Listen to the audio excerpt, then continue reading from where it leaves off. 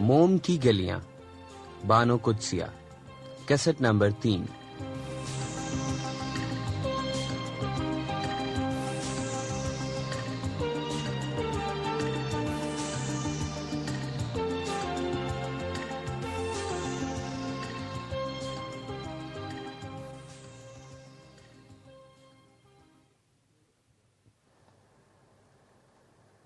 April. ابا جان کو جب بھی سوجتی ہے عجب بات سوجتی ہے۔ اب سردیوں میں حضرت مری چلے ہیں، وہاں خاک لطف ملے گا۔ سنا ہے سیزن تو وسط مئی میں گرم ہوتا ہے۔ خیر ہمیں کیا، 7 کتابیں لے چلتے ہیں۔ 7 اپریل۔ مری کا پر لطف سفر راہ میں ابا جان کی کڑکیاں، عذرا کی سلائیوں پر ٹکاٹک اور بس کی گڑگڑاہٹ نے مجھ پر نیند طاری کر دی، اس لیے میں راہ کے منظر اچھی طرح نہ دیکھ سکا۔ بانسرا گلی کے مقام پر ناشپاتیوں کے باغ میں سے رکی ٹکی نے جو ناشپاتی چرا کر مجھے دی وہ نرالی تھی۔ اس نوعیت کا پھل لاہور میں نہیں ملتا۔ 8 اپریل۔ ناغہ، گوشت کا اور ڈائری دونوں کا۔ 9 اپریل۔ بادہ نوشی ہے بادہ پیمائی۔ 10 اپریل۔ میں تو سمجھتا تھا کہ مری خالی ہے، وہاں خوبصورت سوٹ اور ٹائیاں کس کام آئیں گی، لیکن میرا خیال غلط نکلا۔ سیمز کے قریب میں نے ایک ایسی آباد دنیا دیکھی ہے کہ سہم کر رہ گیا، دراز قد، صحت مند اور کس قدر خوبصورت۔ 11 اپریل۔ کاش وہ دنیائے مال سے نکل کر کسی ایسی جگہ کھو جاتی کہ میں پھر اس فردوس نگاہ کو نہ دیکھ سکتا، لیکن مجھے کیا علم تھا کہ اترائی میں جو گھر ہے وہ اسی کا ہے۔ کاش وہ کپڑے والی آرام کرسی میں بیٹھ کر پاؤں پر کیوٹیکس لگانے کا قصد نہ کرتی تو میں آرام سے بیٹھا اختر شیرانی کے شعر پڑھتا رہتا، لیکن یوں نہ ہو سکا۔ دھلے بال، آستینیں کوہنیوں تک چڑھی ہوئیں جیسے دھوپ میں موم کا مجسمہ۔ میرا جی چاہتا ہے سورج سارے کا سارا ادھر ہی پھیر دوں۔ 12 اپریل۔ شیریں کس قدر اچھا نام ہے۔ اگر کل شام میں تمہیں مال کی اس دکان پر نہ ملتا تو مجھے کبھی بھی علم نہ ہو سکتا کہ تمہارا نام شیریں ہے۔ بھلا تم کاؤنٹر کے پاس ٹھٹک کیوں گئی تھی؟ لمحہ بھر تو مجھے یوں لگا جیسے ابھی تو مجھے مخاطب کرنے والی ہو، لیکن بھلا تم مجھے کیا کہتی؟ شیریں، بھلا تم کو ہمارے گھر کی طرف رخ کر کے بیٹھنا ضرور ہے؟ مجھے ان حرکتوں پر نہ اکساؤ جو فرسٹ ایئر کے لونڈے کیا کرتے ہیں۔ میرا جی چاہتا ہے آئینہ لے کر تم پر عکس ڈالوں، تم چونک جاؤ اور پھر اچانک تمہاری نظر مجھ پر پڑ جائے اور تم میرا منہ چڑھا دو۔ آخر مجھے ہو کیا گیا ہے؟ میں کیا بنتا جا رہا ہوں؟ میں کس طرف جا رہا ہوں؟ شیریں، شیریں، شیریں، شیریں۔ 13 اپریل۔ روکی ٹوکی تمہارے ساتھ بارش میں کھڑا کچھ اس طرح سے باتیں کر رہا تھا شیریں کہ میری ساری زندگی ارد گرد کے چھینٹوں سے دھندلا گئی۔ روکی ٹوکی تمہیں کب سے جانتا ہے؟ ٹھیکیدار صاحب کی اکلوتی نور چشم، جلد بتاؤ ورنہ میرا کلیجہ پھٹ جائے گا۔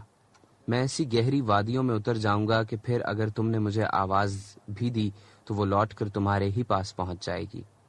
آج مجھے نظیرہ بری طرح یاد آ رہی ہے، اسے بھی اس قسم کے وسوسے جینے نہ دیتے ہوں گے۔ وہ پھر اسی طرح سوچتی ہوگی، کہیں کی کہیں نکل جاتی ہوگی۔ نظیرہ ایک شام میرے قریب آ کر کھڑی ہو گئی تھی، اس کی موٹی موٹی آنکھوں میں آنسو تھے۔ اس نے بڑی رقت سے مجھ سے پوچھا تھا، چھوٹے میر صاحب یہ بی بی کون ہے؟ کون سی بی بی؟ میں نے سوال کیا۔ یہ جو آج آئی ہیں جی۔ وہ عصمت کو پوچھتی ہو؟ میری خالہ زاد بہن ہے۔ کیوں؟ ایسے ہی جی۔ جب نظیرہ یہ پوچھ کر چلی گئی تھی تو میں دیر تک اس کی حماقت پر ہنستا رہا تھا کہ آخر اس نے یہ بے وقوفانہ سوال کیا ہی کیوں۔ لیکن میں کس قدر بے وقوف اور احمق تھا۔ میں خوب جانتا ہوں رکی ٹکی اس وقت سو چکا ہوگا، لیکن میں اپنے کمرے میں رک نہیں سکتا۔ بستر کی سلوٹیں شاہد ہیں کہ میں نے سونے کی بہت کوشش کی لیکن سو نہ سکا۔ جب تک میں سب کچھ جان نہ لوں گا یہاں آرام نہ کروں گا۔ شب بخیر شیریں، شب بخیر شب کی دلہن۔ تمہارے دریچے میں اندھیرا ہے، تم اس وقت سو رہی ہو، تمہارا سبز بیڈ لیمپ بھی محو خواب ہے۔ بھلا تم کیسے خواب دیکھ رہی ہو؟ شب بخیر شب کی دلہن۔ 14 اپریل۔ رات میں رکی ٹکی سے ملنے گیا۔ رات کے 11 بج چکے تھے۔ لیکن وہ جاگ رہا تھا۔ جب میں نے اسے چھت کی طرف تکتے دیکھا تو میرا دل دھک سے رہ گیا۔ مجھے یقین ہو گیا کہ بارش میں کھڑے کھڑے وہ تم سے بڑی راز کی باتیں کر رہا تھا۔ وہ بڑا پریشان نظر آتا تھا۔ میں کھڑکی کے سامنے جا کر کھڑا ہو گیا۔ روکی ٹوکی کتنا سیدھا، کیسا انجان اور بھولا نظر آتا ہے، لیکن اس کی نظر کتنی دوربین ہے اور اس کا مطالعہ کتنا وسیع ہے۔ کاش میں کوکن اور مجنوں کا ذکر نہ کرتا، کاش میں اس سے محبت کے متعلق باتیں نہ کرتا تو مجھے اپنا انجام اتنا صاف و واضح نظر نہ آتا۔ نیلے پردوں میں چھپی ہوئی شیریں اس وقت صبح کے 6 بجے ہیں۔ ہلکی سفیدی بھری اندھیری رات پھیلی ہے۔ تم فضا کی پہنائیوں میں کھو جاؤ گی، لیکن میں تمہارا تعاقب کرنا نہ چھوڑوں گا، اور میں یہ بھی جانتا ہوں کہ کامیابی ہوئی تو بھی بد نصیبی ہم آغوش ہوگی، اور اگر ناکامی ہوئی تو بھی تیرہ بختی اور نامرادی سے ہمکنار ہونا پڑے گا۔ رات میں کیسے وسوسوں میں گھرا ہوا تھا، اب وہ اس طرح چھٹ رہے ہیں جیسے رات کی سیاہی صبح کے نور میں اجلتی جا رہی ہو۔ صبح بخیر صبح کی کنواری دوشیزہ، صبح بخیر میری تمناؤں کی سحر۔ اس کے بعد چند صفحے خالی تھے، جیسے وہ ڈائری لکھنے کے لیے وقت نہ پا سکے ہوں۔ پھر لکھا 20 اپریل۔ آج صبح خدا جانے میں نے کس خوش بخت کا منہ دیکھا تھا۔ ایسی مسرتیں ہاتھ آئیں کہ میرے وہم و گمان میں بھی نہ تھیں۔ میں سیر کرتا ہوا بہت دور نکل چکا تھا۔ یوں ہی میرے ذہن میں رکی ٹکی کی باتیں گونج رہی تھیں جب میں نے دیکھا شیریں سوکھے پتوں میں گری بیٹھی تھی۔ میرا دل زور زور سے دھڑکنے لگا۔ اس سے پہلے میں کئی بار شیریں کو اپنے گھر میں دیکھ چکا ہوں۔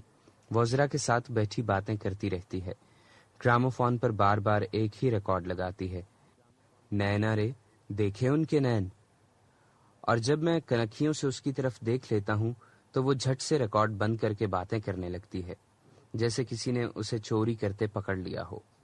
لیکن یہاں سنسان سیب کے باغ میں اسے یوں پا کر میرے قدم خود بخود اس کی طرف اٹھ گئے۔ میں نہیں جانتا اس پر کیا گزری، لیکن وہ ہراساں ہو کر اٹھی اور اترائی کی طرف بھاگنے لگی۔ ہم دونوں کسی فلمی ہیرو ہیروئن کی طرح ایک دوسرے کے تعاقب میں بھاگ رہے تھے کہ میں نے اس کا دوپٹہ پکڑ لیا، اور وہ دوپٹہ میرے ہاتھوں میں چھوڑ کر نیچے، بہت نیچے کونج کے سے بازو پھیلائے اتر گئی۔ میں نے دوپٹہ وہیں چھوڑ دیا، اسے غور سے دیکھنے لگا۔ وہ ذرا سی گہری گھاٹی میں یوں پڑا تھا جیسے کسی قبر کی ٹھنڈی سل ہو۔ ابھی میں انہی خیالوں میں مگن بیٹھا تھا کہ شیریں گربپائی سے میرے پاس آ کر کھڑی ہو گئی اور کہنے لگی، جی میرا دوپٹہ کہاں ہے؟ میں یہاں تک پڑھنے پایا تھا کہ دروازے پر بغیر دستک دیے خرم بھائی آ کر کھڑے ہو گئے۔ ان کا چہرہ اترا ہوا تھا اور گریبان کھلا تھا۔ میں نے انہیں دیکھتے ہی لال کاپی اپنے ٹرنک میں پھینک دی اور جلدی سے بولا، آپ کو ابھی ابھی ابا جان طلب فرما رہے تھے، میں ابھی ان سے مل کر آ رہا ہوں۔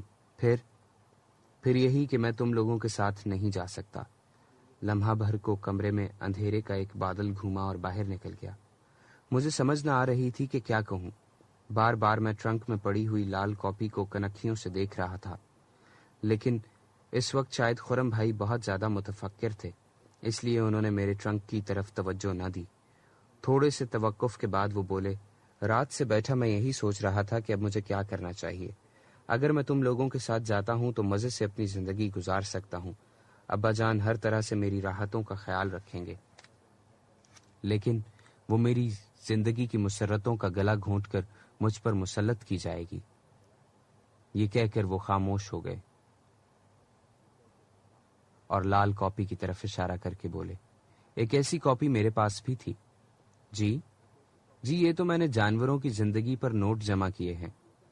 اچھا، وہ بے تعلقی سے بولے، اگر میں تمہارے ساتھ جا رہا ہوتا تو راستے میں تم سے مانگ کر پڑھتا، لیکن اب تو سوال ہی پیدا نہیں ہوتا۔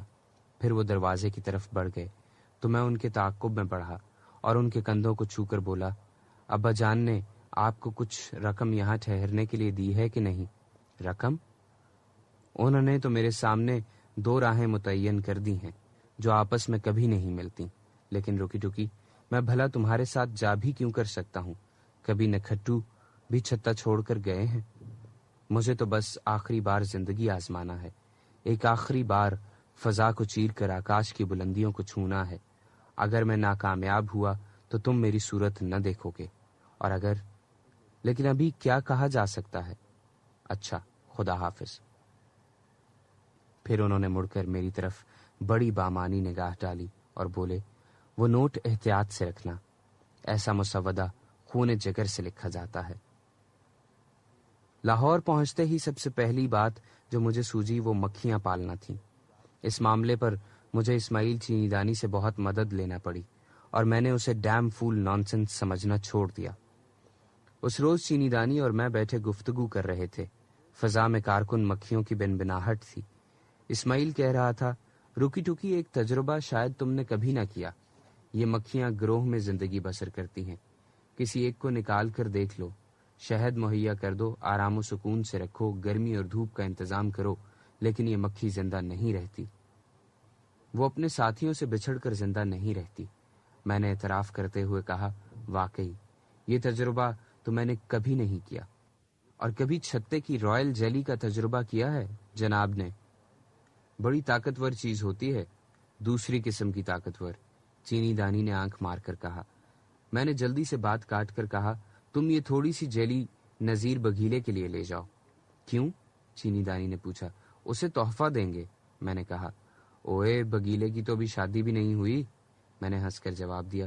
تم ازل سے ڈیم فول نانسنس آدمی ہو بھائی۔ جس چمگادڑ کے ساتھ وہ پرسوں مال پر پھر رہا تھا، تمہارا کیا خیال ہے اس کے گھر بچے ہوں گے؟ اچھی بھلی ہے، ذرا دبلی ہے، چینی دانی نے بولا۔ ہاں دبلی بھی ہے، ناک میں بھی بولتی ہے، رنگ بھی ذرا سیاہی مائل ہے، اور کوتاہ گردن اور سپاٹ سینہ بھی ہے، چینی دانی نے بڑے فلسفیانہ انداز میں کہا۔ تو پھر ہمیں کیا، نبھانا تو اسے ہی ہے۔ اچھا تو کل سید مہاراج کی منگیتر میں کیوں کیڑے نکالے جا رہے تھے؟ میں نے پوچھا۔ کل تھی اور آج ہے۔ باخدا تو بڑا کج بحث اور بور قسم کا آدمی ہے رکی ٹکی۔ 6 بجنے کو 10 منٹ ہیں، اگر فلم دیکھنے نہیں جانا تھا تو مجھے کیوں ساتھ لایا تھا؟ میں ان بدبخت مکھیوں سے عاجز آ گیا ہوں۔ لارنس میں بھی یہی بن بھناتی رہتی ہیں، تیرے گھر میں بھی اب سکون مفقود ہو گیا ہے۔ اب میں نذیر بگیلے کے ساتھ رہا کروں گا۔ Good bye, Tata. چینی دانی کو میں اسی وعدے پر ساتھ لایا تھا کہ میں اسے فلم دکھاؤں گا۔ گھر پہنچ کر میری نیت بد ہو گئی اور میں مکھیوں کے دہان میں پڑ گیا۔ ہم دونوں جب لان سے اٹھ کر اندر گئے تو میرے تعجب کی کوئی حد نہ رہی۔ کھانے کے کمرے میں میز کے سامنے خرم بھائی بیٹھے تھے۔ ان کی شیو بڑی ہوئی تھی، آنکھوں کے گرد ہلکے تھے اور ان کے چہرے پر افسردگی اور تھکان کی چھاپیں تھیں۔ میں نے چاہا کہ ہمیشہ کی طرح بے تکلفانہ ان سے بغلگیر ہو کر ملوں، لیکن میں ہچکچا گیا۔ مجھے یوں لگتا تھا جیسے اب وہ ہمارے بھائی نہیں اور ان کا ہم سے کوئی تعلق باقی نہیں رہا۔ وہ ہاتھ آگے بڑھا کر بولے، ہیلو رکی ٹکی۔ دیکھا، کھوٹا پیسہ واپس آ گیا۔ میرے گلے میں روٹی کا پھاہا سا اٹک گیا اور میں نے ہنسی کو اپنے اوپر طاری کر کے کہا، اور شاید آپ یہاں کی متروک کرنسی سے نہیں ملے۔ یہ ہے میرے دوست اسماعیل چینی دانی، میرے بھائی خرم۔ اسماعیل چینی دانی نے مجھے کونھی سے ٹھوکا دیا اور آہستہ سے بولا، یار تعارف تو ڈھنگ سے کرایا کر۔ میں نے خرم بھائی کی دھنسی ہوئی آنکھوں کو دیکھ کر منہ پرے کر لیا اور کہنے لگا، جی یہ گدی نشین لوگ ہیں بھائی جان۔ آج سے 4 سال بعد جب ان کے ابا جان فوت ہو جائیں گے تو آپ دیکھیں گے کہ چینی دانی داڑھی رکھے تسبیح ہلاتا مسئلے بیان کیا کرے گا۔ موت کی باتیں اس قدر آسانی سے نہ کرو ٹکی، یہ بات ایسی نہیں جس کا تمسخر اڑایا جائے۔ میں خاموش ہو گیا تو چینی دانی نے معذرت بھرے لہجے میں کہا، بھائی جان ہمیں اجازت دیجیے، فلم کا آخری شو ہے اور ہم اب بمشکل تمام انٹرول تک پہنچ سکیں گے۔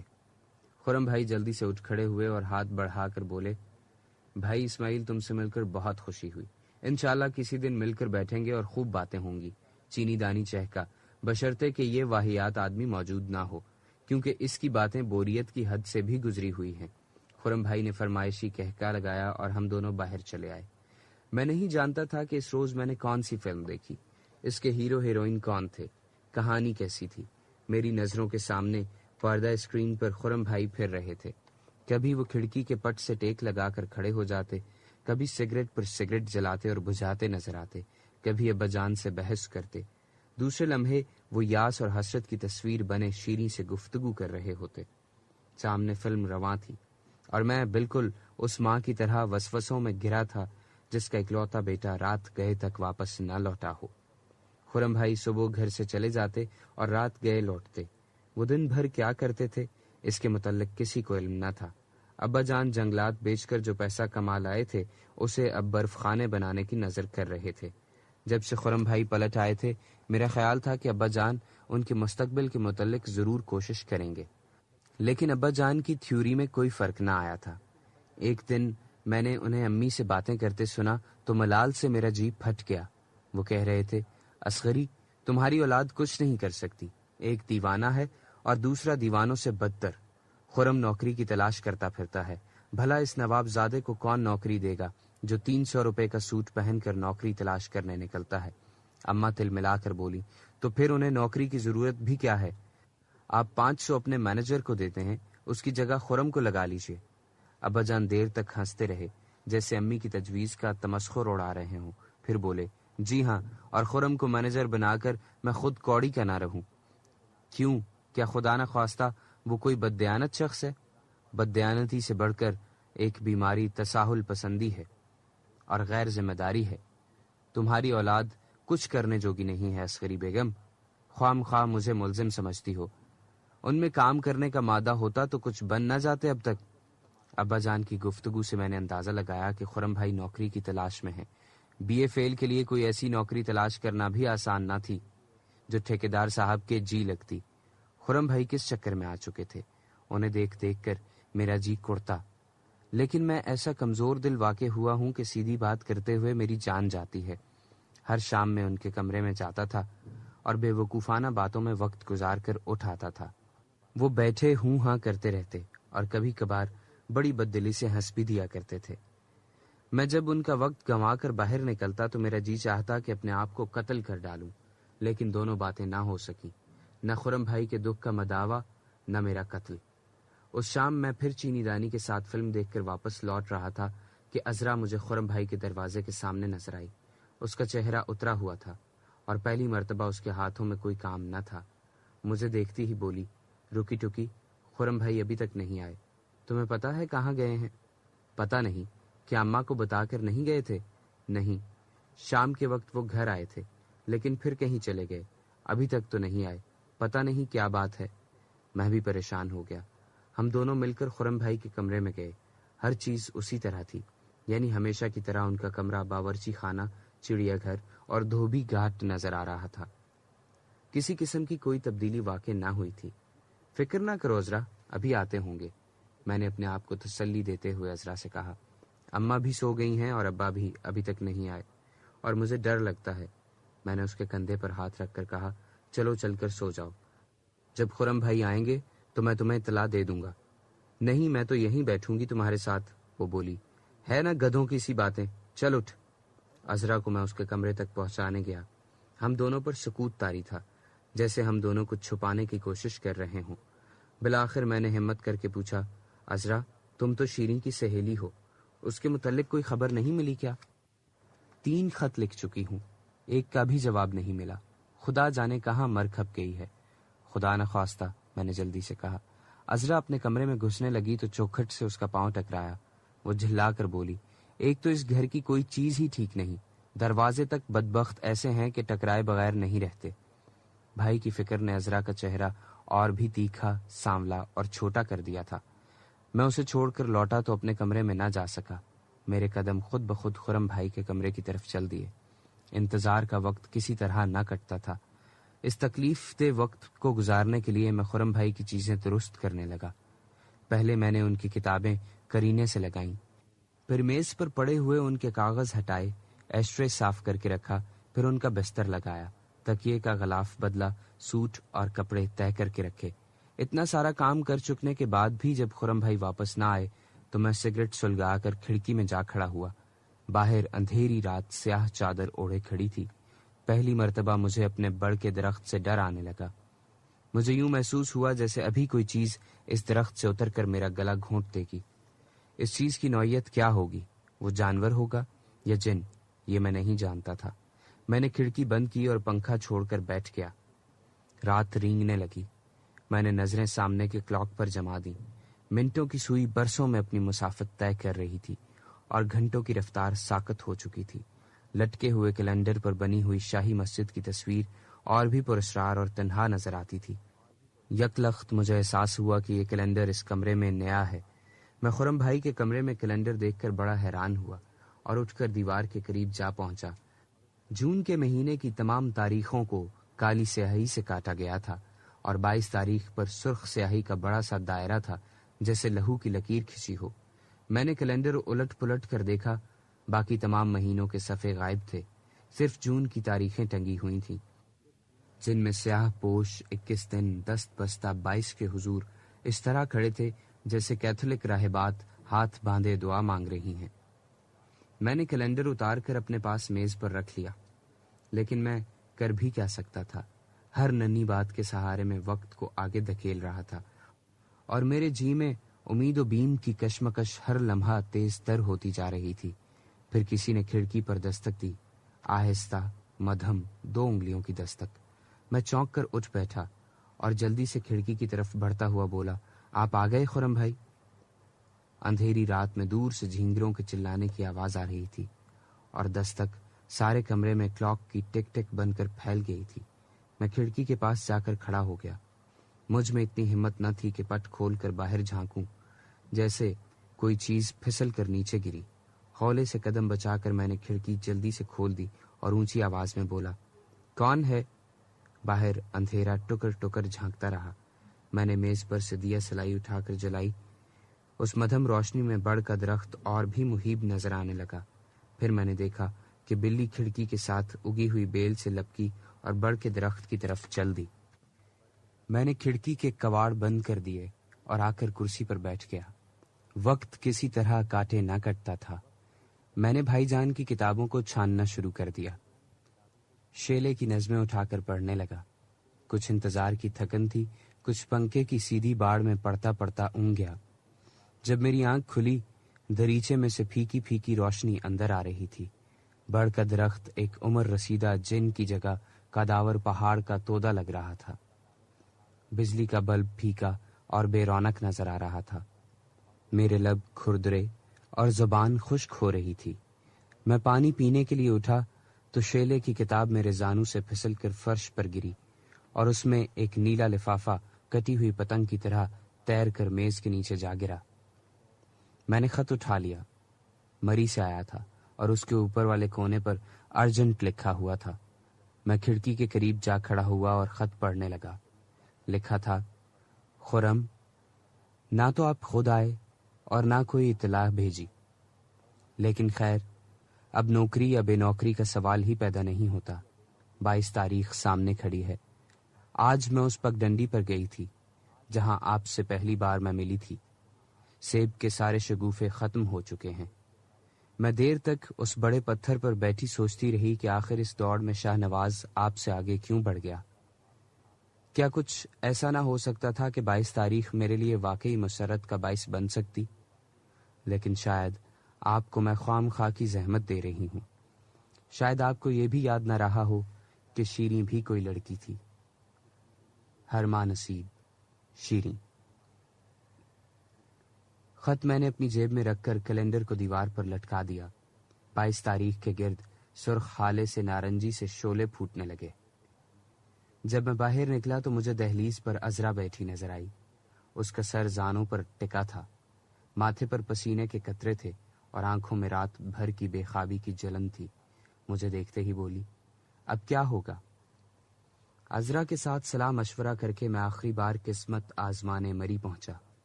میرا دل کہتا تھا کہ اگر خرم بھائی کی کوئی خبر مل سکی تو وہ شیریں ہی کے یہاں سے مل سکے گی۔ اس کے ساتھ میں ڈرتا بھی تھا کہ اگر وہاں بھی ان کا کوئی پتہ نہ چل سکا تو میں کہاں جاؤں گا؟ ہم سب کہاں جائیں گے؟ ساری راہ میں ان کی خیریت کی دعائیں مانگتا اور منتیں مانگتا گیا، لیکن میرے دل پر یاس اور نا امیدی کے بادل تیر رہے تھے اور میری آنکھوں کے سامنے حد نظر تک دھواں ہی دھواں تھا۔ مری پہنچ کر میں ابا جان کی ملکیتی کوٹھی میں نہ ٹھہرا بلکہ ایک ہوٹل میں جا اترا۔ سامان وہی چھوڑ کر میں سیدھا شیریں کے بنگلے کی طرف چلا۔ مال پر ہر طرف رنگین جسم اور خوبصورت چہرے پھیلے ہوئے تھے۔ میں نے امید کی مہوم سی کرن کے ساتھ ہر چہرے کا جائزہ لینا شروع کیا، لیکن کہیں بھی وہ خاموش آنکھیں، کشادہ کندھے اور مدھم سی چال نظر نہ آئی۔ میں اسی پگڈنڈی پر ہو لیا جو ہمارے گھر سے شیریں کے بنگلے کی طرف جاتی تھی، اور جہاں ایک بار خرم بھائی شیریں کے تعاقب میں بھاگے تھے وہ کلکاریاں مارتی بہت دور نکل گئی تھی اور خرم بھائی شکست خوردہ واپس لوٹ آئے تھے. لیکن آج اس پگڈنڈی کا فاصلہ اٹھ اٹھ کر میرے آگے بھاگتا تھا اور بل کھا کھا کر کہہ رہا تھا اب وہ واپس نہ آئیں گے. اس مرتبہ شکست خوردہ لوگ گھر نہ لوٹیں گے. شیریں کا گھر بند تھا. شیشوں والے دروازے اور کھڑکیاں بند تھیں. لوہے کا پھاٹک بند تھا اور کوٹھی کو جانے والی کشادہ راہ پر پتھروں کی دیوار چنی ہوئی تھی. میں نے پھاٹک پر سے جھانک کر دیکھا ہر چیز خاموش تھی اور اونچے اونچے درختوں کی ہلتی ہوئی شاخوں سے کوئی بھی آواز نہ آتی تھی. ایک جھاڑی کے پیچھے مجھے کوئی چیز ہلتی ہوئی دکھائی دی. خاردار سوکھی شاخوں کے پیچھے اس کی بھگیرے کی سی آنکھیں چمک رہی تھیں. مجھے دیکھ کر وہ چیز ایک دم اٹھ کھڑی ہوئی اور میں نے گیٹ کی سلاخوں کو مٹھیوں میں پکڑ کر زور زور سے ہلاتے ہوئے کہا مالی مالی. مالی آہستہ آہستہ میری طرف بڑھا. عذرا بی بی اور دوسرے لوگ کہاں ہیں؟ وہ تو لاہور میں ہی ہیں، میں نے آہستگی سے کہا. شیریں بی بی کہاں ہیں؟ میں نے دوبارہ پوچھا. آپ کے لاہور میں، مالی نے جواب دیا. 22 کو ان کی شادی ہو گئی. یہاں سبھی لوگ آپ کو یاد کرتے رہے. چھوٹے میر صاحب بھی ایک دن لیٹ پہنچے. خرم بھائی، میں نے بمشکل کہا. ہاں جی، وہ 23 کی شام کو یہاں پہنچے تو میں نے کہا بابو جی بہنوں کی شادی پر کوئی اس طرح سے پہنچا کرتا ہے؟ میں نے منہ پھیر کر کہا ہمیں وقت پر اطلاع ہی نہ مل سکی. پھر میں آہستہ آہستہ چلنے لگا اور جب پھاٹک میری پشت پر دور ہونے لگا تو میں نے پلٹ کر پوچھا خرم بھائی کا کچھ پتا ہے مالی؟ وہ تو جی یہاں سے اسی وقت چلے گئے تھے. مالی نے ہانک لگائی. پتہ نہیں مال والے ہوٹل میں ہیں یا ترائی کے کسی ہوٹل میں. کوٹھی تو ویسے ہی بند ہے. میں 3 دن مری میں ٹھہرا اور تینوں دن میں نے مری کا ایک ایک ہوٹل اور ایک ایک کونا چھان مارا لیکن خرم بھائی کا کچھ پتہ نہ چلا. وہ اکثر وادی میں قبرستان کی طرف اتر جایا کرتے تھے اور مجھے بتایا کرتے تھے کہ وہاں جنگلی پھولوں کا ایک تختہ ہے جس کے ارد گرد دیوداروں کے پہرے کھڑے ہیں. میں زندگی کے آخری لمحات گزارنے اس وادی میں اتر جاؤں گا اور تختہ گل پر ہمیشہ ہمیشہ کے لیے سو جاؤں گا. صدیوں تک دیودار میری اور میرے بستر کی حفاظت کرتے رہیں گے. سنتے ہیں رکی ٹکی جنگلی پھولوں میں ایسا مادہ ہوتا ہے کہ لاشیں ہنوت ہو جاتی ہیں اور جانور بھی انہیں منہ نہیں لگا سکتے. میں نے مری کا کونا کونا چھان مارا لیکن تختہ گل کی طرف اترنے کا مجھے حوصلہ نہ ہوا. کل ہم سب شیریں کے گھر گئے تھے. اماں اس کے نومولود بچے کو گود میں ڈال کر انگشت شہادت کے سوالیہ نشان سے اس کے ہونٹ دبا دبا کر اسے ہنسانے کی کوشش کرتی رہیں لیکن وہ ہنسا نہیں. شیریں اپنے کھڑے گھٹنوں پر پھولوں والی رضائی ڈال کر اس پر اپنا ماتھا ٹکائے خاموش بیٹھی رہی. اس نے ہم سے کوئی بات نہ کی، عذرا سے بھی نہ بولی. ہم بھی اسی طرح خاموش بیٹھے رہے. اتنے میں شاہ نواز کے بھتیجے بھاگے بھاگے اندر آئے اور اپنی اپنی چھڑیاں شیریں کے بستر پر مارتے ہوئے بولے چچی جان باورچی خانے کے پیچھے آم کے پیڑ پر شہد کی مکھیوں کا اتنا بڑا چھتا لگا ہے، اتنا بڑا. دونوں نے چھڑیاں پھینک کر اپنے اپنے بازو پھیلانے شروع کیے اور انہیں اپنے سینے سے پیچھے تک پھیلاتے گئے. چچی جان دونوں نے مل کر شیریں کو جھنجھوڑا. شیریں نے گھٹنوں سے سر اٹھایا اور ہولے سے کہا اچھا. لڑکے باہر بھاگ گئے اور کمرے میں اتنی خاموشی چھا گئی جیسے موم کی گلیاں خالی ہو گئی ہوں.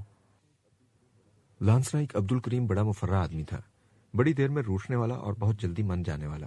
لمبی لمبی بات کو ریف ناٹ لگا کر وہ بڑی تیزی سے مختصر کر دیا کرتا. خوشی کا تعلق عبد الکریم کے ساتھ بڑا گہرا تھا. خوشی، خوش خلقی، خوش وقتی اس کی عادت تھی، اس کا پہناوا تھی، اس کا اوڑھنا بچھونا تھی. اسی لیے جب الہ آباد کیمپ میں رات کا 3 بجے لیفٹیننٹ ہربنس کھنہ 3 سکھ سپاہیوں کے ساتھ داخل ہوا تو اس وقت بھی عبد الکریم مسکرا رہا تھا.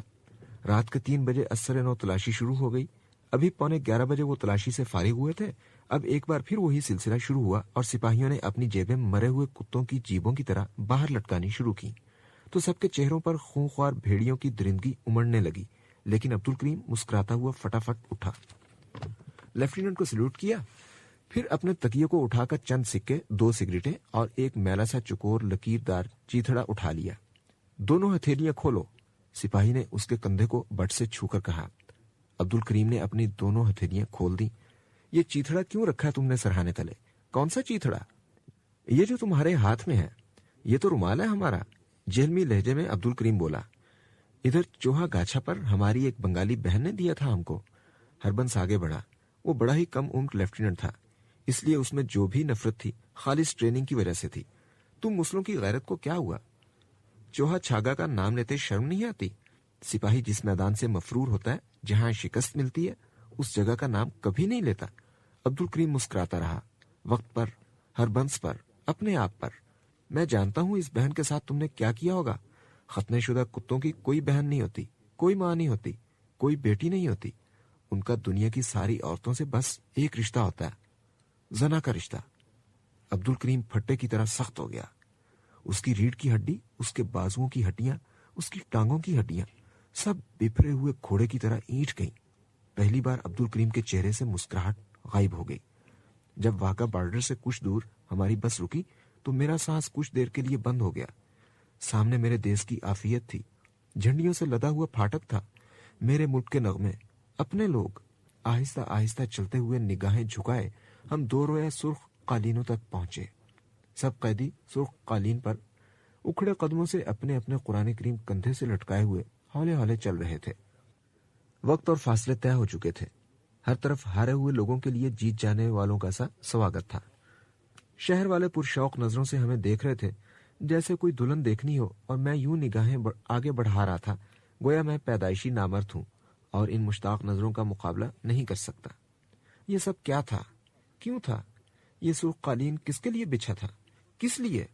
قید اس وقت شروع نہیں ہوتی جب سپاہی اپنے ہتھیار اتار کر دشمن سے سمجھوتا کر لیتا ہے، بلکہ بے یقینی کا وہ لمحہ اسے قیدی بناتا ہے جب پہلی بار اسے اپنے زور بازو پر اعتماد نہیں رہتا اور دشمن کی قوت کا اندازہ لگا کر اس سے بدکتا ہے۔ مجھے وہ دن اچھی طرح یاد ہے جب میں قید ہوا تھا۔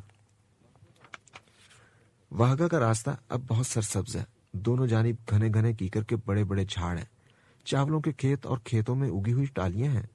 جس وقت میں اس سڑک پر سے گزرا تو مجھے خیال آیا کہ میں اپنی بے داغ دھرتی کے لیے کون سی سوغات لے کر آیا ہوں۔ میری قمیض پر تو دھوبی مارک تھے، برس کے داغ تھے۔ میں کیسا مسافر تھا جو اپنے وطن کے لیے داغدار قمیض کے علاوہ اور کچھ نہ لا سکا۔ P for peace, W for war, دونوں ایک ہی سلیب کے حصے تھے۔ وہ سارے پھول جو سرخ قالین پر چلتے وقت مجھ پر گرے، کیسے پھول تھے کہ مجھ پر گرتے ہی رہے اور میں ہی قبر کی مانند ان کو چھونے سے قاصر رہا۔ رنگین جھنڈیاں دو رویا اکتوبر کی دھوپ میں چمک رہی تھی۔ میں نے اپنی وردی کو دیکھا، اپنے ہم وطنوں کے لباس کو دیکھا، اور میرا سر ندامت سے جھک گیا۔ مرد کو نامرد کرنے والا اس کا جسم نہیں ہوتا، اس کی روح ہوتی ہے۔ جب مرد پاؤں ڈھیلے چھوڑ کر اپنی کشتی کی پتوار کسی اور کو پکڑا دیتا ہے، جب وہ اپنے فیصلے، اپنی محبتیں، اپنی نفرتیں سمجھوتے کے عوض بیچ ڈالتا ہے، جب ہر طرف سے آل ویل کا کاشن سن کر اس کے کان جنگل کے گیدڑ کی طرح کھڑے نہیں ہوتے، تو مرد کے لہو میں ایک کیمیکل رد عمل ہوتا ہے۔ سمجھوتے کا کیٹلسٹ اس لہو کی خاصیت بدل دیتا ہے اور وہ نامرد ہو جاتا ہے۔ ہمیں خسی کرنے میں ہندوستان کو کچھ اتنی زیادہ دیر نہیں لگی، کیونکہ ہتھیار ڈالنے سے کچھ دیر بعد ہم سب مر چکے تھے، جیسے پھول ٹوٹنے کے بعد بہت دیر تک شگفتہ رہتے ہیں اور کسی کو احساس نہیں ہوتا کہ وہ مر چکے ہیں۔ ہم بھی تر و تازہ رہے۔ جس رات پورے 3 بجے دوبارہ تلاشی ہوئی، اس سے کچھ دن پہلے کی بات ہے، ہندوستان کے تمام جنگی کیمپوں میں شام اتر رہی تھی۔ اس کے بعد شفق کا منظر بجھ گیا۔ کاشی کی جانب سے غول در غول بادل آنے لگے اور دیکھتے ہی دیکھتے اندھیروں میں پانی کی بوندیں کسی کنواری کے آنسوؤں کی طرح برسنے لگیں۔ کیپٹن فرید اس وقت چونکیل جانوروں کی مانند چاروں طرف نظریں دوڑا رہا تھا۔ اس کے فیصلے کی گھڑیاں کاشی سے آنے والے بادلوں کی راہ دیکھ رہی تھیں۔ عبد الکریم نے مری ہوئی آواز میں کہا، یہ خبر ہے اخبار کی، تم چپ کرو عبد الکریم۔ یس سر۔ عبد الکریم خاموش ہو گیا۔ آج کون سی تاریخ ہے؟ میاں خان نے بڑی دیر بعد سوال کیا۔ تاریخ پوچھنے سے کون سا فرق پڑتا ہے؟ ان بیرکوں میں رہنے والوں کو صرف ایک ہی تاریخ یاد ہے، 17 دسمبر 1971۔ سب خاموش ہو گئے، لیکن عبد الکریم سیٹی بجانے لگا، ہلکی ہلکی بوندا باندی میں کوئل جیسی لہکتی سیٹی۔ ہم سب 17 تاریخ کے متعلق سوچ رہے تھے، کھلی آنکھوں میں اپنے سمجھوتے کا دن ٹنگا تھا۔ ہم سب کے ہونٹ سفید تھے، دل ساخت تھے، سب کی نبضیں خاموش تھیں۔ ہم سب سمجھوتے کا دن منا رہے تھے، اندر ہی اندر مر رہے تھے، نامرد ہو رہے تھے۔ ذلت کی لہریں قطار در قطار کھڑے سپاہیوں کو روند رہی تھی۔ انسان مرنے سے پہلے، ذلت سے پہلے، بربادی اور تباہی سے ہمکنار ہوتے ہوئے ہمیشہ معجزوں کی آرزو میں مرتا رہا ہے۔ ہمیں بھی یقین نہیں تھا کہ ابھی چند گھنٹے بعد ہم اجنبی سپاہیوں کے ساتھ بغیر ہتھیاروں کے بند بسوں میں مختلف کیمپوں میں بھیج دیے جائیں گے، اور پھر خاردار تاروں کے پیچھے ہمیں قدم قدم پر نت نئے دھوبی مارکوں سے داغا جائے گا۔ P for peace, W for war, ہمیشہ ساتھ ساتھ سیامی توام بچوں کی طرح۔ اس وقت جب کیپٹن فرید اپنے دل میں کاشی کے بادلوں کا شکریہ ادا کر رہا تھا اور عبد الکریم کی سیٹی آخری پنجم کو چھو رہی تھی، لیفٹیننٹ ہربنس داخل ہوا۔ تم سب کی رپورٹ کی ہے حوالدار بھاٹیا نے۔ کیسی رپورٹ؟ تم سب آدھی آدھی رات تک باتیں کرتے ہو، سازشیں کرتے ہو، منصوبے بناتے ہو۔ 1 سیکنڈ کے 18ویں حصے میں کیپٹن فرید نے ان 3 سپاہیوں سے آنکھیں ملائیں جو اس کی کمپنی کے آدمی نہیں تھے لیکن اس کے ساتھ مفرور ہونے والے تھے۔ میاں خان نے گلا صاف کیا اور پوٹھواری لہجے میں بولا، سر، ہماری کیا باتیں ہوں گی؟ زیادہ سے زیادہ ہم ان عورتوں اور بچوں کی باتیں کر لیں گے جو ہم سے میلوں دور ہیں۔ زیادہ سے زیادہ ہم اس ملک کی باتیں کر لیں گے جو اب ہمارا ملک نہیں۔ زیادہ سے زیادہ ہم اس خدا کی باتیں کر لیں گے جس کی نصیحت ہم کو سمجھ نہیں آتا۔ فی الفور ہربنس نے اپنی بندوق کا بٹ کیپٹن فرید کی کالر بون پر مارتے ہوئے کہا، آل آف یو فائل۔ ہم نے اپنی ٹریننگ کے زور پر جلدی سے لائن بنائی۔ سکھ سپاہی نے کاشن دیا، March, left right, left right. ہم کیج سے باہر نکل آئے۔ بارش ہو رہی تھی۔ ہمارے سینوں کے پاس ٹھنڈی ٹھنڈی رائفلوں کے دہانے چمک رہے تھے۔ شام گہری ہو چکی تھی اور کیمپ کی بتیاں بارش میں اور بھی چمک رہی تھیں۔ کچھ فاصلے پر جیپیں بارش میں بھیگ رہی تھیں۔ ہم سے کافی دور دھوبی مارک لگے کچھ اور سپاہی مارچ کرتے ہوئے جا رہے تھے۔ لیفٹیننٹ ہربنس ہمارے سامنے تھا اور 2 رویا ہمارے ساتھ ساتھ جو سپاہی مارچ کر رہے تھے ان کے ہاتھ لبلبی پر تھے اور بندوقوں کے منہ ہماری جانب تھے۔ املی کے درختوں کے پاس پہنچ کر ہمیں رکنے کا کاشن ملا، پھر ہمیں سیدھی لائن بنانے کا حکم دیا گیا۔ میاں خان اب اونچی آواز میں سورہ یاسین پڑھ رہا تھا۔ تم ہمارے خلاف کیا بڑبڑا رہے ہو؟ Number 64 NT؟ جناب، میں سورہ پڑھ رہا ہوں۔ ہماری صورت کو تم کافی نہیں پڑھ چکے ہو ڈھاکہ میں؟ کہو تو لاہور میں بھی جلوہ دکھا دیں۔ لیفٹیننٹ ہربنس اور اس کے سپاہی بڑے کھل کر ہنسے۔ مسلو، تم سب ہند سرکار کے خلاف آدھی آدھی رات کو بیٹھ کر باتیں کرتے ہو؟ ڈیم اٹ، ہمارا لاکھوں روپیہ تم پر خرچ ہو رہا ہے اور تم ہمارے رویہ میں کیڑے ڈالتے ہو۔ حوالدار بھاٹیا نے یہ سب کچھ لکھ بھیجا ہے ہیڈ کوارٹر کو۔ تم کہتے ہو پاکستان سے آنے والے پارسلوں کو ہم چرا لیتے ہیں۔ باسٹرڈز، تم وشال ہند سرکار کے خلاف ایسی باتیں کرنے کی جرت کیسے کر سکتے ہو؟ ہربنس بولتا چلا گیا۔ تمہیں پھر ایسی باتیں کرنے کی جرت نہیں ہوگی۔ تم لوگ وہ ختنہ شدہ کتے ہو جو اپنی کسی غلطی سے کچھ نہیں سیکھتے۔ اگر سیکھ سکتے تو ڈائنیسٹی کا یوں ڈاؤن فال ہوتا۔ تم نے انگریزوں کو ہندوستان میں گھسنے دیا، پہلی غلطی۔ تم نے پاکستان بنایا، دوسری غلطی۔ تم نے مشرقی پاکستان کو آزادی نہ دی، تیسری غلطی۔ لیکن نہیں، تم کو اگر 100 بار سکھایا جائے تو بھی تم کچھ نہیں سیکھو گے۔ ختنہ شدہ کتا کبھی کچھ نہیں سیکھتا۔ یکدم وہ چپ ہو گیا۔ بارش اور بھی تیز ہو گئی۔ ہمارے سروں پر، جوتوں میں، ہمارے دھوبی مارکس پر سردیوں کی یخ بارش پڑنے لگی۔ پھر کتوں کی آواز نزدیک ہوتی گئی، اور نزدیک، اور بھی نزدیک، بالکل نزدیک۔ پھر ان کتوں کو لانے والے سپاہیوں کی آوازیں آنے لگیں۔ ٹھنڈی ہوا املی کی ٹہنیاں جھلانے لگیں اور پانی کی بوندیں ہربنس کے چہرے پر بڑے تواتر سے گرنے لگیں۔ سارے گراؤنڈ میں خوف کی سیٹیاں بج رہی تھیں۔ جانے وہ بلٹیریئر تھے کہ السیشن، جانے وہ 10 تھے کہ 20، جانے وہ رسیوں سنگلیوں سے بندے تھے کہ نہیں۔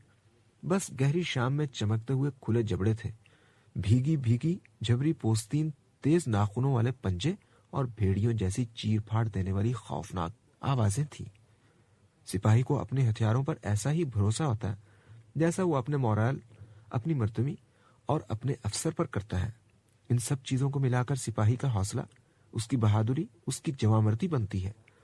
اس وقت ہم ایک ایسی طوائف کی طرح محسوس کر رہے تھے جو اپنے سازندوں، میک اپ کے سامان اور خوبصورت لباس سے بچھڑ گئی ہو۔ ہم خالی ہاتھ، خالی ذہن تھے۔ ہم نہ بہادر تھے نہ بزدل۔ ہم بس کھڑے تھے، کچھ اپنے اندر خوف سے سکڑے ہوئے اور کچھ اپنے وجود سے باہر اپنے وجود پر گھین کھائے ہوئے۔ نہ مردی کا بھی ایک سلسلہ ہوتا ہے، بے اعتمادی، کم حوصلگی اور خوف کا باربط سلسلہ، گزشتہ سے پیوستہ۔ ہمارے فیصلے ہمارے نہ تھے، مرد وہ ہوتا ہے جو اپنے فیصلے سے زندہ رہتا ہے، اپنے فیصلے سے مر جاتا ہے۔ ہم نہ زندہ رہنے پر قادر تھے نہ مر جانے کے قابل۔ ہم سنگ میل کی طرح کہیں راہ میں کھڑے تھے، بے حوصلہ، مٹے ہوئے نقش لیے۔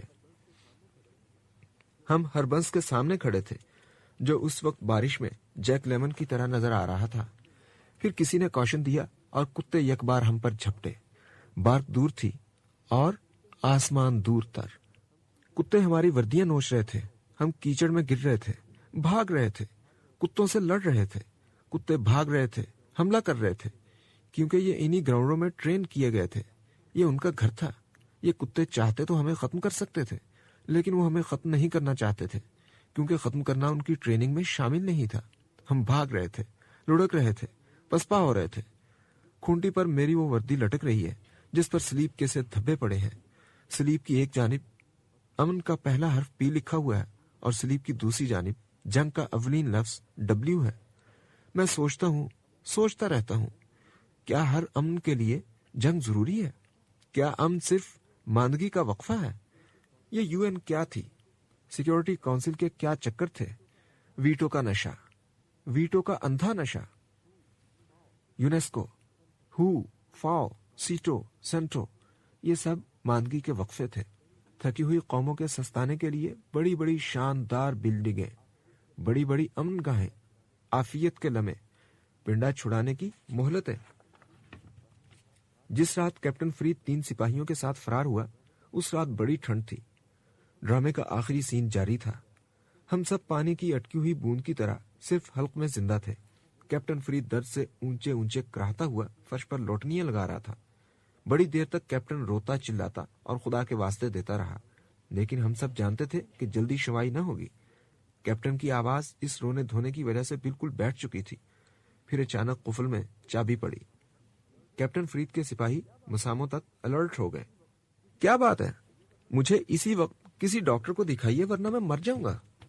کپتان فرش پر اس شدت سے مکے مارنے لگا کہ فرش پر جا بجا لہو کے داغ پڑ گئے۔ اس وقت ڈاکٹر صاحب موجود نہیں ہے، گورکھا سپاہی بولا۔ خدا کے لیے، آپ کو راجا رام کا واسطہ، ہم کچھ نہیں کر سکتے، صبح دیکھی جائے گی۔ گارڈ واپس مڑا۔ تینوں نیولے نماز سپاہی گارڈ کے مڑنے کے منتظر تھے۔ کیپٹن اب اپنے سینے پر مکے مار رہا تھا اور زور زور سے بوٹ فرش پر دھاڑ رہے تھے۔ گارڈ کے مڑنے کا فیصلہ کن لمحہ تھا۔ اسی ایک لمحے میں تینوں سپاہیوں نے بستر کی چادر گارڈ پر ڈالی۔ پھر مرنے سے پہلے گارڈ کے حلق سے ایک ہچکی سی نکلی اور بندوق کی لبلبی پر اس کا ہاتھ ڈھیلا پڑ گیا۔ کیپٹن فرید نے اسی لمحے کے اندر اندر گارڈ کی وردی پہنی اور وہ چاروں اسی لمحے میں ہمارے کیج سے بہت دور نکل گئے۔ احتیاط در احتیاط، پھند در پھند، بارود، بندوقیں، جوان، سٹین گنز، جیپیں، کتے، پولیس، ملٹری ان کا کچھ نہ بگاڑ سکی، کیونکہ اس لمحے میں فطرت، بقائے انسانی کی مدد میں نکلے ہوئے معجزے اور رضا الہی بند تھی۔ اس واقعے کے بعد ہر جگہ کیمپوں میں جوان، رینکس، آفیسر اور جی او سی کے لوگ سختی کے ساتھ علیحدہ علیحدہ نظر بندیوں میں منتقل کر دیے گئے۔ اس ایک لمحے میں جب ہم صدیوں کا سفر کر رہے تھے، ہم باقی 4 آدمی سناٹے میں صرف سانس کے سہارے زندہ تھے۔ سانس کی آواز اتنی اونچی ہو چکی تھی کہ ہمیں یوں لگتا تھا جیسے کوئی قلی گھر بیٹھا اپنی بھٹی جلا رہا ہے۔ ہم سب کے چہرے گارڈ کے جسم سے لپٹی ہوئی چادر کی طرح سفید تھے، صرف عبد الکریم اسی طرح تھا۔ وہ کیپٹن فرید کے ساتھ کیے ہوئے وعدے کے مطابق اونچے اونچے سیٹی بجا رہا تھا۔ عبد الکریم پورے 2:45 بجے تک سیٹی بجاتا رہا اور پورے 3 بجے ہربنس کھنہ تلاشی لینے ہمارے کیج میں آیا۔ ہم نے دشمن کی قید میں وطن کی محبت سیکھی۔ کمزور اور بے ہمت آدمی کے پاس 2 سہارے ہوتے ہیں، یا وہ روتا ہے یا بھاگ جاتا ہے۔ ہم کمزور تھے اور نہ رو سکتے تھے اور نہ ہی بھاگ سکتے تھے۔ دشمن ہمیں بزدل سمجھتا تھا اور ہمارے اپنے دیس کے دانشور ہمیں ظالم، انسانیت کش اور زانی سمجھتے تھے۔ اپنوں کے الزام ہزاروں میل کا سفر کر کے دور مار میزائلوں کی طرح ٹھیک ٹھیک بندی خانوں تک جا پہنچے تھے۔ الزام دھرنے والوں نے پھر کس لیے ہماری راہ میں سرخ قالین بچھائے؟ انہیں کس کا انتظار تھا؟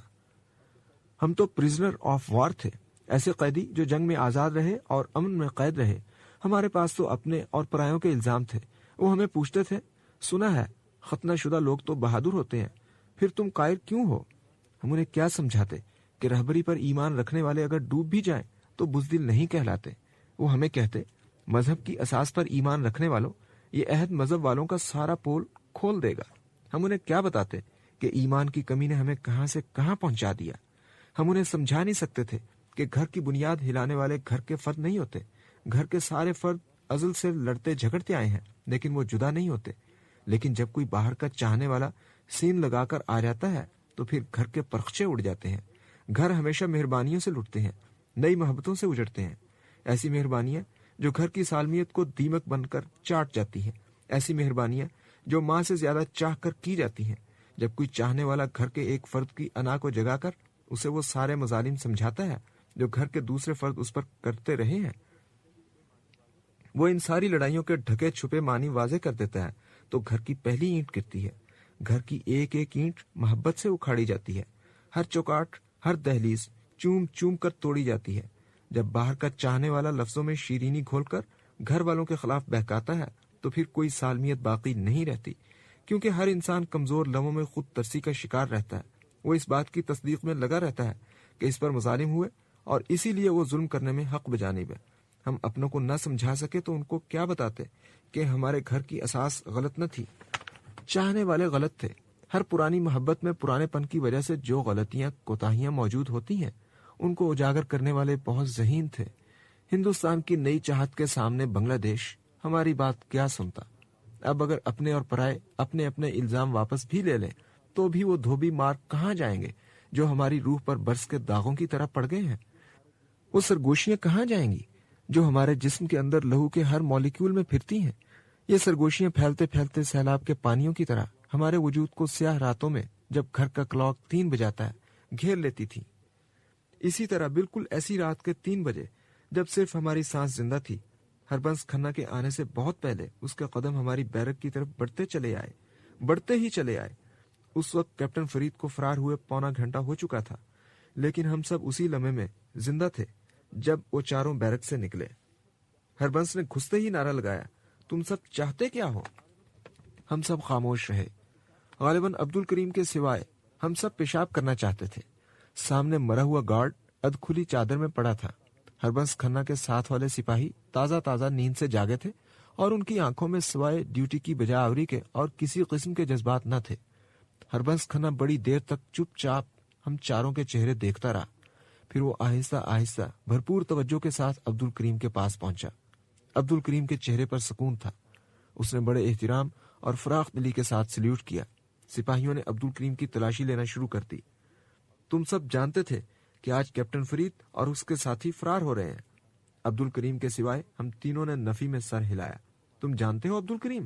جی سر، ہم کو معلوم تھا۔ انفرا ریڈ شعاؤں کی طرح تیکھا چپ جانے والا جواب آیا۔ تم کو معلوم ہے کہ ان کا کیا پروگرام ہے؟ جانتا ہوں سر۔ باقی 3 سپاہی بھی مکمل طور پر ساکت ہو گئے۔ اب ہربنس نے محبت سے عبد الکریم کے کندھے پر ہاتھ رکھا اور بولا، بھائی عبد الکریم، اگر تم ہمارے ساتھ سمجھوتا کر لو تو ہم تمہیں اس بغاوت سے معافی دلا دیں گے۔ سمجھوتا؟ کیسا سمجھوتا؟ ہربنس کے چہرے پر وعدوں کی خوشامد تھی۔ پہلا بیچ جو پاکستان گیا اس میں تم بھی جاؤ گے۔ جتنی دیر تک تم قیدی رہو گے تمہارا راشن دگنا ہوگا۔ تم سے بہت اعلیٰ سلوک کیا جائے گا عبد الکریم۔ تم صرف اتنی بات بتا دو عبد الکریم کہ وہ کس دشا میں گئے ہیں، اتنا سا سمجھوتا کر لو ہم سے۔ سمجھوتا؟ ظلم کے ساتھ؟ اپنے اصولوں کے ساتھ غداری؟ سر، مسلمان یا تو معاف کرتا ہے یا بدلہ لیتا ہے، سمجھوتا وغیرہ وہ نہیں جانتا کبھی۔ یہ تمہارا آخری چانس ہے۔ میں جانتا ہوں، آخری چانس۔ اب ہربنس کھنہ کا ہاتھ اس کے پستول پر پہنچ چکا تھا۔ بدلہ یا معافی جناب، سمجھوتا نہیں۔ اپنوں کو چھوڑ کر ہم آپ کے کیسے بن سکتے ہیں سر؟ ہم اپنوں کو کیا منہ دکھائیں گے؟ نہیں بن سکتے تو نہ صحیح، ہم راہ کے پتھر ہٹانا جانتے ہیں۔ ہم تمہیں بھی پاکستان جانے نہیں دیں گے۔ یک بار کی 3 فائر ہوئے۔ وہ منہ کے بل نہیں گرا، تاناور درخت کی طرح پیچھے گرا۔ اپنے بستر پر چٹک جانے کی آواز آئی اور پھر بیرک میں سناٹا ہو گیا۔ ہندوستان کی ساری فوج عبد الکریم کا راستہ نہ روک سکی۔ چیتھڑا عبد الکریم کے ہاتھ سے چھوٹ کر ہربنس کے قدموں میں جا گرا۔ اتنا سا ویزا پیش کرنے کے بعد بغیر سمجھوتا کیے عبد الکریم واہگہ کے گیٹ میں داخل ہو گیا۔ شاید یہ سرخ قالین اپنوں نے اسی کے لیے بچھا رکھا تھا۔ دیس والوں کو ہمارا نہیں، عبد الکریم کا انتظار تھا۔ اس کے ساتھ ہی PFFP آڈیو ورلڈ کی پروڈکشن اپنے اختتام کو پہنچی۔ یہ اس پروڈکشن کی آخری اور کیسٹ نمبر 3 ہے۔ آپ کے لیے پڑھا محمد عاطف اور محمد ابراہیم نے، آڈیو کنٹرولز پہ ہیں پاپا جان۔ اگر آپ ہم سے صوتی کتابوں کے سلسلے میں رابطہ قائم کرنا چاہیں تو PO باکس 1652 اسلام آباد یا ٹیلی فون نمبر 290261 اسلام آباد پر سہیل یا سائمہ سے رابطہ قائم ضرور کیجیے گا۔ ہماری صوتی پروڈکشنز کی کاپی بنانا قانوناً جرم ہے۔ اب انشاءاللہ آپ سے پھر کسی کتاب میں ملاقات ہوگی۔ آڈیو ورلڈ کی جانب سے اللہ حافظ۔